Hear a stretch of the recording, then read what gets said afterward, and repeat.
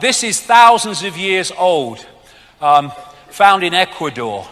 And there is the eye and the 13 levels of the pyramid. And under ultraviolet light, that even shines the illuminated eye. And that's what you find on the dollar bill. It's one of the major symbols of this Archontic network. And there's 13 levels, exactly as in Ecuador thousands of years ago. There it is in Freemasonry. Because you'll find it in Satanism, you'll find it in Freemasonry, you'll find it in banking, you'll find it in politics, because they all ultimately are worshipping the same gods. That's MI5. There it is again, the security agencies. MI6, again, the pyramidal shape. This is a church. I think it's in Poland. And here we go, old twerper's back. There you go, have a twerp. Stage show, there it is, classic. And these are locking people in. There's Madonna. What's the chances of this? Katy Perry, Angelina Jolie, Lady Gaga, CBS, Jay-Z. Unbelievable. What's the chances of Chancellor Merkel doing that every time? That's bloody ludicrous. It's not even a natural thing to do. And then you look, I mean, this is unbelievable, this. Animated bloody cartoons and stuff. This pyramid and all-seeing eyes frickin' everywhere. I'm not going to go through them all because of time, but every one of the shots that you're going to see has got that in it. Look at them, all over the bloody place. And this is feeding something into the subconscious of those who watch, overwhelmingly kids.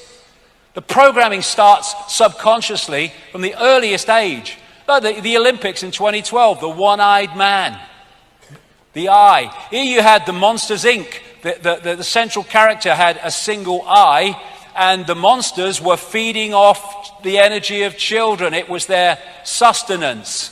And then you have this is unbelievable again, the number of personalities who get photographed covering one frickin' eye up in some form. I mean, look at it.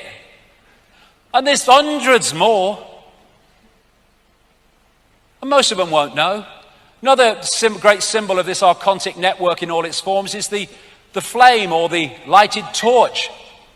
And what the Gnostic said was that the archons are made from luminous fire, the jinn were made from smokeless fire, according to the Islamic belief, and the archon phoenix, that all comes from this Archontic symbolism, the phoenix rising from the ashes in fire.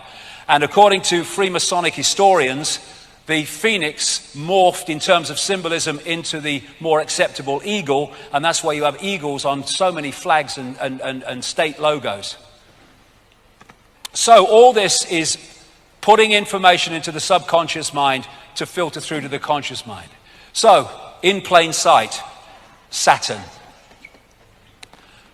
Saturn is, I would say, after my research over the years, is fundamental to understanding how this, quote, bad copy became our fake reality and continues to be so. First of all, Saturn was widely worshipped in the ancient world. Question, why would it be when we can hardly frickin' see it, never mind what the ancients could do? Well, there's a story about why. This, as we see it today, wasn't always like it was, and in geologically very recent times, it wasn't like this. People like Immanuel Velikovsky and others have studied over the years and written books, and they've been followed up by people like the Electric Universe researchers like David Tolbert and Thornhill in books more recently, as they have looked at the evidence that there was a catastrophic upheaval in the solar system in the relatively recent past, not yesterday afternoon, but the relatively recent past, which could well sync with when this bad copy fake reality was locked in. All over the world you have global destruction myths and catastrophe myths manifesting under names like Atlantis and Lemuria and Mu, but they are unbelievable in their common themes of how they describe what happens. And after this movement of planets, which was a massive disruption of the electromagnetic order, as I mentioned earlier, which meant the stability had gone, they ended up where we see them today. Now, this is a fantastic book. I almost can't get it now, and if you can, it costs a fortune. But it represents a magnificent piece of research by this man, David Tolbert, one of the people involved in the electric universe information. It's called the Saturn myth. And what he did was study the worship of Saturn all over the world, studied its symbolism, studied what they said about it, studied why they said they worshiped Saturn. And what came out was this, that Saturn, once upon a time, was anywhere but where it is now, and at the time it had no rings. Come to that as we go along. Actually, it was the dominant planet, I would say star, sun, in the Earth sky. And the way they describe it, it went around in an orbit in sync with Mars and Venus as it moved around. And that was the dominant light, the dominant sun, if you like, from Earth in the Golden Age.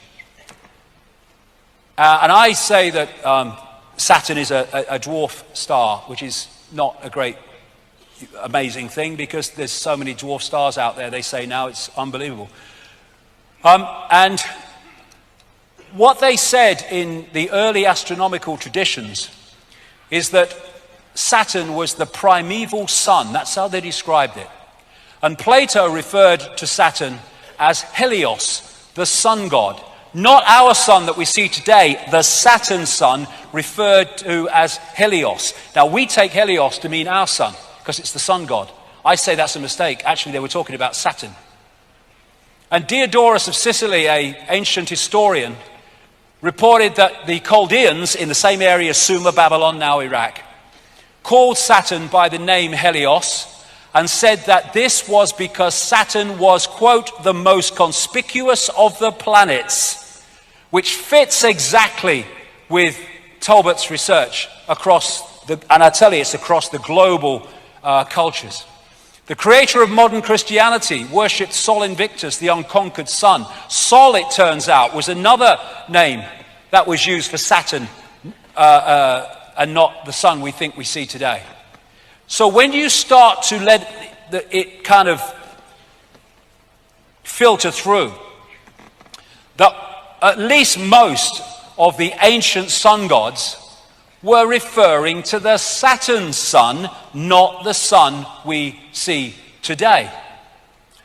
That would make Heliopolis, famous city of the sun in ancient Egypt, as the city of Saturn. With the obelisks, the pillars outside the temple in Heliopolis. And that relates so closely to Solomon's temple, the mythical Solomon's temple. Every syllable of Solomon means the sun. Question now is which sun? And again, you've got the two pillars outside, just as with the one in Heliopolis. Then you come to Freemasonry, and its temples have the twin pillars worshipping the sun, the Saturn sun. Come to that as we go along. So when you go in this symbol, absolutely obsessed network, you come to the twin towers, the twin pillars. A coincidence? No chance. And what are the chances of this if that is the Saturn sun, Helios, Heliopolis? This obelisk in St. Peter's Square is an original obelisk put there from Heliopolis, I would say the city of the Saturn sun. And I've been saying for years and years and years and years that the Roman Church is worshipping Saturn. The Bennu bird of Heliopolis was symbolized as Atum Ra. Both symbolized Saturn. And the Bennu bird became the phoenix, which became the eagle, as Freemasonic historians talk about. They worship Saturn as the old sun, the dark lord, and the lord of the rings. Later, Satanism is Saturnism. And it's also symbolized as an eye.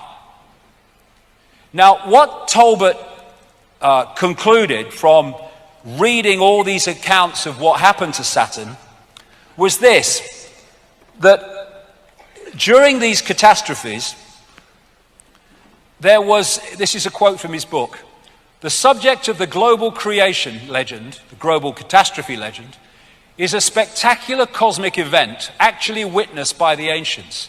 Massive quantities of cosmic debris exploded from Saturn, clouding the heavens and eventually congealing into a vast band around the planet. Now, the band is described, like he said, as around the planet. However, what is described is the reflection onto that band of the sun we have today, made it seem from Earth as if there was only part of it, like a beard. And as the day moved on and the sun's angle moved, it's described as appearing that this band went around Saturn, as I'll explain. Now, this is one of Saturn's moons, and I only put this up here because it shows this light behind it. Now, the source of this light is not the same as I'm talking about, but it just gives a feel today, looking at that angle of that Saturn moon, of what it must have looked like in the way they described from Earth. This band, this luminous band.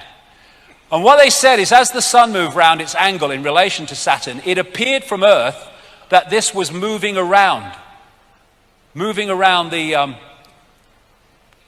around Saturn. But that became the main symbol because that appears to be what it looked like for most of the Earth day at that time. And so you see symbols relating to that all over the ancient world, which Talbot came up with. Let's just go further forward here. I'll come to something else. There's loads of them with the band and the disk Saturn. Loads of them like this, with symbolizes the horns with the planet, the sun in the middle of it. And Lord of the Rings was a name given to Saturn. And here you see in the movie, you see the same symbol and the eye of Sauron, the reptilian eye, as the source of power. They're using it now in Apple products as well.